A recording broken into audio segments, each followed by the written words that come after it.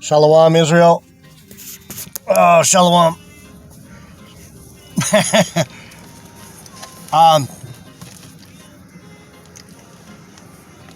Word of Truth with JD Nija. Hey, the last video on Song of Solomon,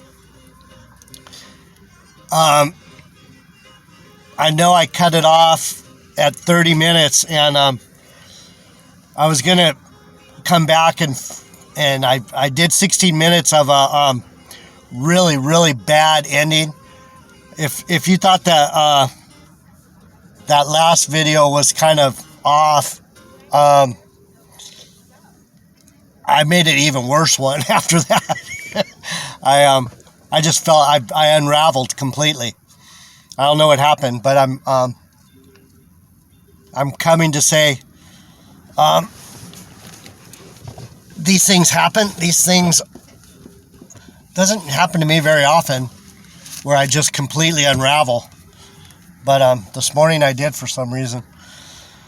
So, Word of Truth or JD Nija, Coffee with JD Nija.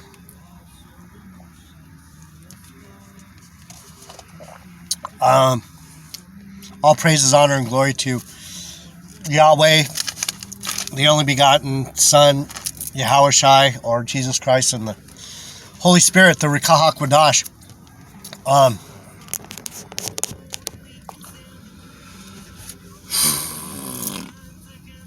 So, I made some strange errors in the last video. There was some good stuff there too, but I got wrapped up in, I think my emotions got the better of me. When I go into that poetry, that Song of Solomon and some of these other poetic books, it kind of scrambles my mind because there's so much behind the scene. But the main part of that last video was that the book says right there that Solomon is Yahushai. The bed of Solomon is the shepherd. So, I guess I should have stayed with that theme. That we got to remember that we're spiritual beings. But anyhow, I was talking about Jehu, and I haven't gone into this for a while, so I was incorrect. I was saying Jehu stabbed Eglon, the Amorite. I think he was an Amorite or a Philistine. But anyway, I'm going to make a correction on Jehu. So I looked into Jehu. Jehu was anointed a judge over Israel, a king. He was anointed by one of Elisha's prophets, one of the understudies of Elisha, and I went back into that study. He's the one that killed Jezebel, and he took out Ahab. So the lesson on Jehu is an interesting one, and it made me look at myself, because the problem with Jehu is he was very furiously driven by the Lord, and when I read that, I'm like, oh yeah, I gotta watch myself, because my furiosity, my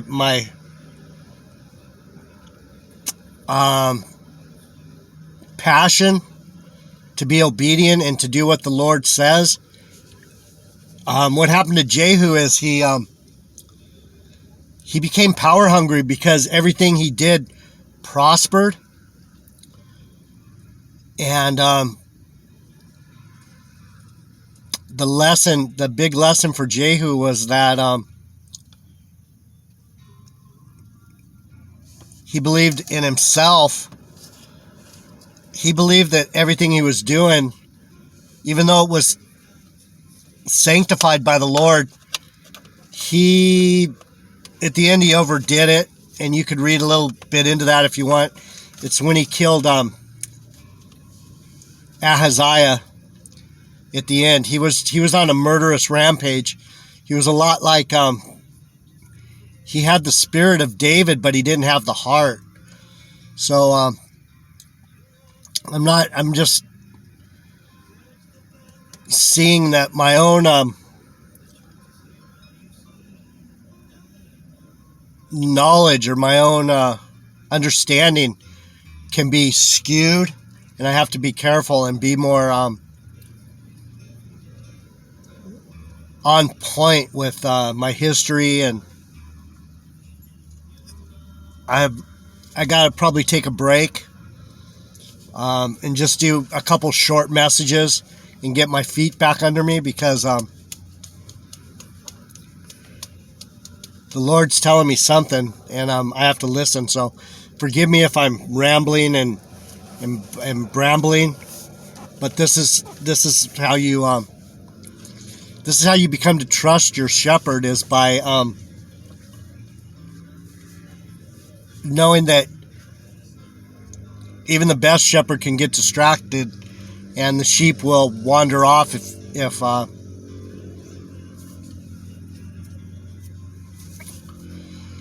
the shepherd's distracted. So I'm gonna try and pull it back in and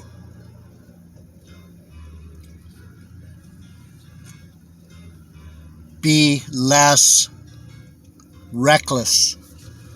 I was getting a little reckless. So the story I went into about the Benjamite and the left hand and all that was Ehud. So sometimes I get my Ehud and my Jehu mixed up, and you can see why, because the names are so similar, and they were actually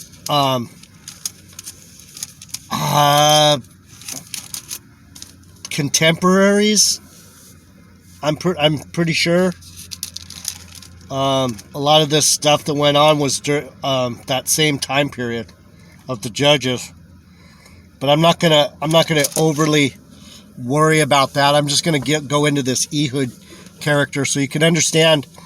When I was talking about in Song of Solomon, where it said all the princes, the men of war, the mighty men will have their sword on their thigh. It's a reference to this. It's Ehud, not Jehu. So forgive me for that. So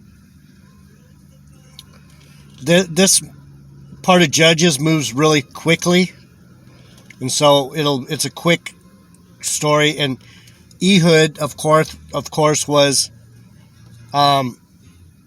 in the area of Bethel, and we looked at that in the first part where I was saying Jacob laid his head and they called the place Bethel. That is in that same area between Benjamin and Ephraim, between Joseph and Benjamin, the two sons of Jacob. So through Rachel, the two sons of Rachel through Jacob, Joseph and Benjamin. Bethel, if you look on the map,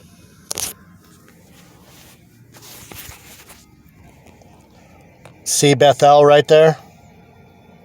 Ephraim, Benjamin, Ehud.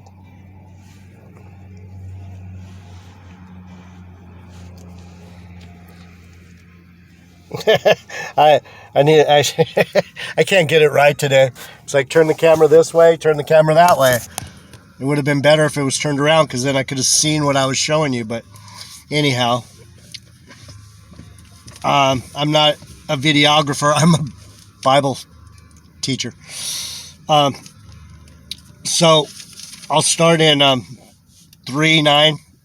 We're talking about Ehud, the one with the sword on his thigh. Israel delivered by Othniel. And when the children of Israel cried unto the Lord raised up a deliverer to the children of Israel who delivered them, even Othniel, the son of Kenaz, Caleb's younger brother. And the Spirit of the Lord came upon him, and he judged Israel and went out to war. And the Lord delivered Shushan Rishathaim, king of Mesopotamia, into his hand. And his hand prevailed against Shushan Rishathaim. And the land had rest 40 years, and Othniel, the son of Kenaz, died. And the children of Israel did evil again in the sight of the Lord. And the Lord strengthened Eglon, the king of Moab. So he wasn't an Ammonite. Like I said, he was a Moabite. Because they had done evil in the sight of the Lord. So he gathered unto him the children of Ammon and Amalek, and went and smote Israel and possessed the city of palm trees. That's Jerusalem.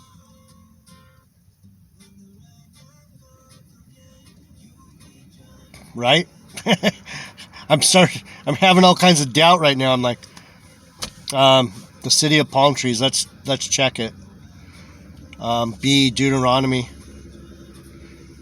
34:4. I got to get these things right. I can't be blabbering out stuff that I'm not sure of. And right now, he's not giving me that extra.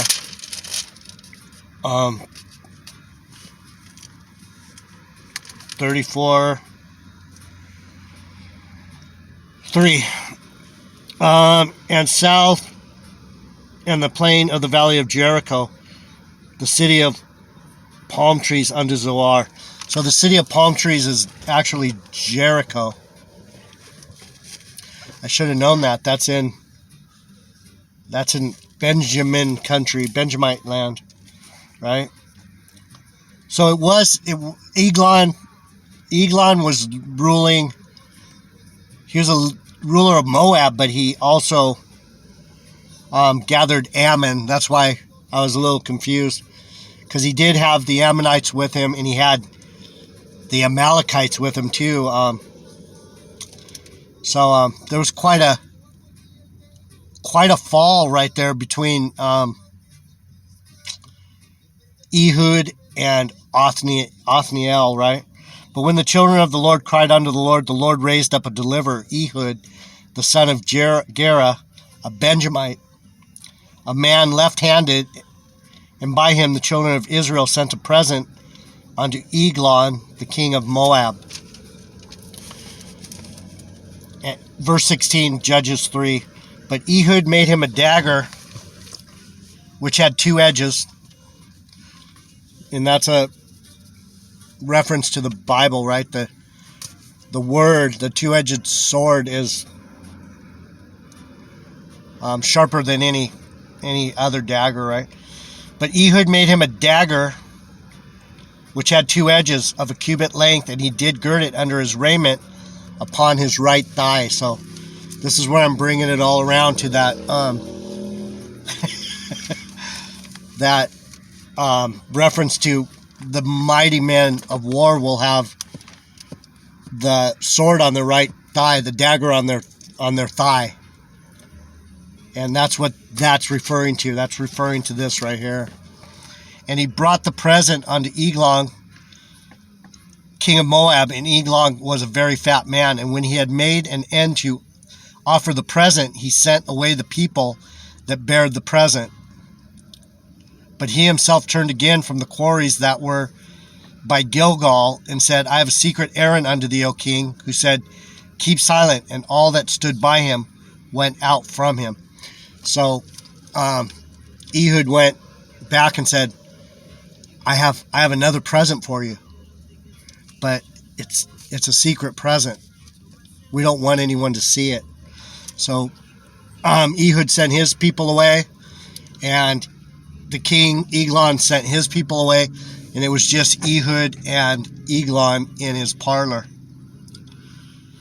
And Ehud came unto him, and he was sitting in a summer parlor, which he had for himself alone. And Ehud said, I have a message from God unto thee. And he arose out of his seat. So I think I better stick to the messages about my people because I understand these messages. Sometimes when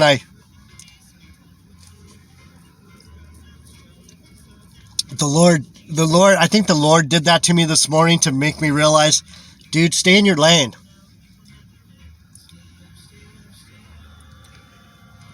And I have to pay attention to that. I have to hear what he's saying because I don't want to get messed up. And I don't want you people to get messed up because I'm messed up. So, back to the main theme I guess should be sticking with is to remember that the things that I'm going to say are going to be brought as a message, and that's why this Benjamite said it again. And so the message has to follow, and I was breaking the chain of the messages by falling into that love story of Song of Solomon. I love the story, but I think that's more between each person and God, and to try and teach that book is might be a no-no. At least, yeah, you understand what I'm saying. I have a feeling there's a certain no-no about that book. That's why it never comes up. No one ever teaches out of it because it's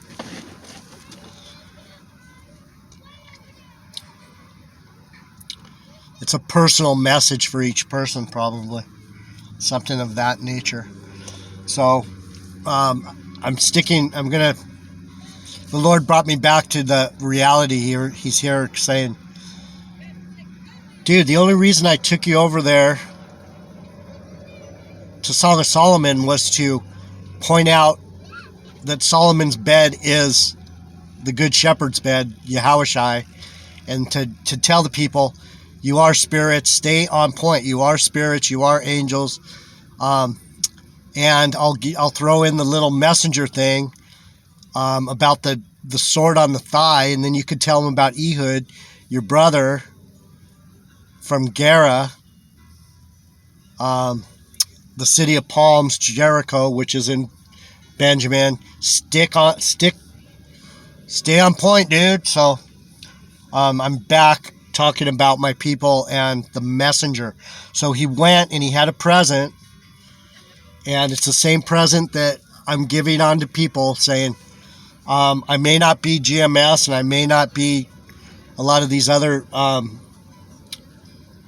prophetic voices out there, but I am definitely have something to say that is going to have meaning.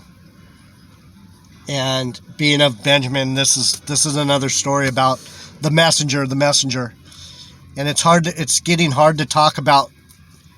There's a thin line here between being a Jehu and being an Ehud. Am I an Ehud or am I a Jehu? I need to humble myself and I need to stay in my lane and listen to the Lord. I think that's why he was twisting my words so much right there. He's like, nah, dude, knock it off. And so let's get back to the story of Ehud, the Benjamite of Gera, who had to take care of Eglon, who was taking over the city of palms, Jericho. Not cool. He had to straighten it out. And Ehud came on to him, and he was sitting in his summer parlor. And Ehud said, I have a message from God unto thee. And he arose out of his seat. So there again, that's where I'm trying to explain that the Benjamites might be the biggest angelic messengers on the plane, on the flat earth. We may be the most aggressive angels, and that's why when I say you got no horns and you got no tail, we have to do some dirty shit, and Ehud proves that right here. And Ehud put forth his left hand and took the dagger from his right thigh and thrust it into his belly. And the half also went in after the blade, and the fat closed upon the blade, so that he could not draw the dagger out of the belly, and the dirt came out. You can. I've tried to figure out exactly the meaning of all that closed up on the dagger, and the dirt came out. It's like,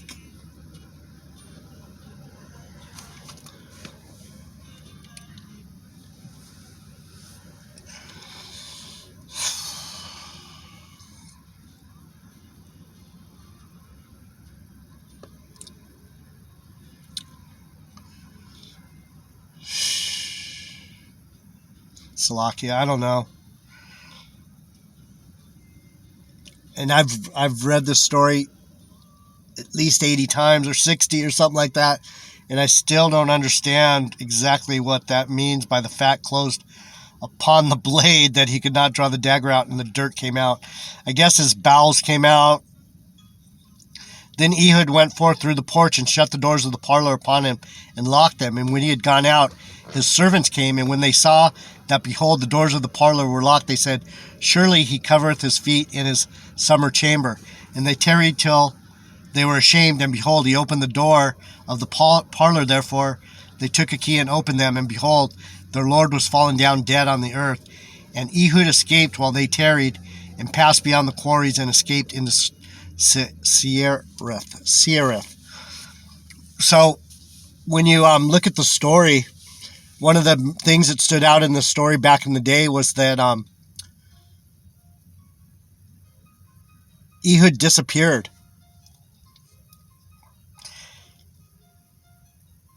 How did he get out of there? The Lord made him do that Jedi thing. We're not the drones you're looking for. They're not the drones we're looking for. They've gone their way. They've gone their way. When Obi-Wan Kenobi speaks the word and they believe it, they're like, these aren't the drones we're looking for. It's kind of that type of thing where it's he pulls a Jedi thing on him. It's like he went in there and they knew he was in there, but how did he get out? He went out and he locked the door and he disappeared, right? When he had gone out, his servants came, and when they saw that, behold, the doors of the parlor were locked,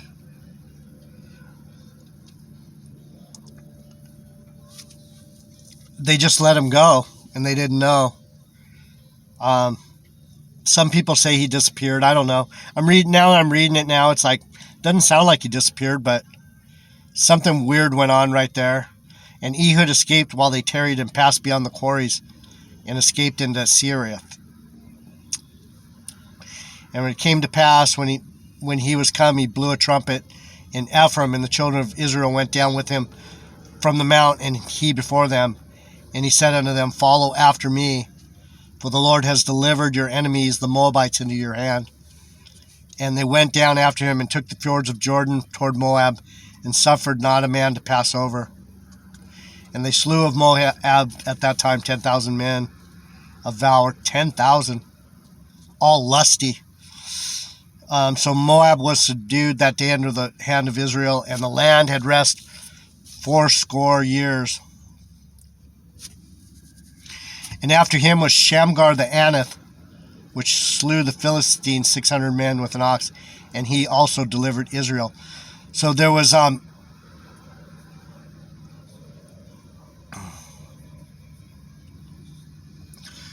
another man of Benjamin, the judge right after him, Shamgar, the son of Anath, and that's probably Anathoth. He came from Anathoth, which is in Benjamin. But anyhow, I'm not going to talk about my tribe anymore today. I'm done. We have 24. But the bottom line that I wanted to get is that story of the messenger and the double-edged sword and the